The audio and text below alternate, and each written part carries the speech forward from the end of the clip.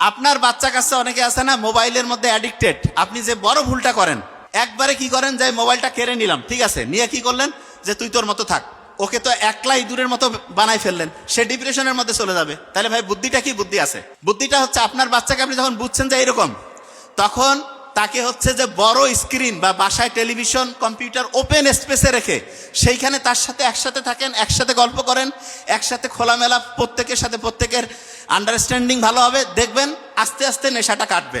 একটা জিনিস বলি, মাথায় ঢুকবে প্রত্যেকের, এই যে বর্তমান সময়ে খাওয়া দাওয়া নিয়ে কিন্তু অত সমস্যা নাই, যত হাই সোসাইটিতে আপনি যাবেন তত বড় সমস্যা হচ্ছে মেন্টাল প্রবলেম, সাইকোলজিক্যাল প্রবলেম।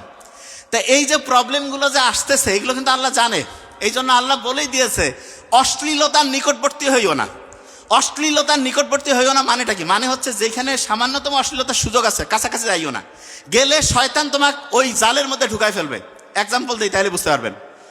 আপনি এই মহাকাশ আছে না, এখানে এমন কিছু মনে করেন যে নক্ষত্রের মতো, আমি বুঝার জন্য বলতেছি, এমন কিছু শক্তিশালী জিনিস আছে। আচ্ছা, এটা মহাকাশের চেয়ে সহজ এক্সাম্পল দিই। ধরেন যে নদীতে পানি চলতেছে না, অনেকে কয় না পানির পাকের মধ্যে যদি পড়ে যায় একদম টেনে নিবে। নদীর যে স্রোতের মধ্যে যে পাক থাকে, বলে না যে ভাই খুব পানি আছে, পানিতে পাক আছে, সেখানে যা গেলে দেখা যাবে পানির মধ্যে যে ঘূর্ণন চলতেছে সেইখানে একজনকে একদম ডুবাই নিবে।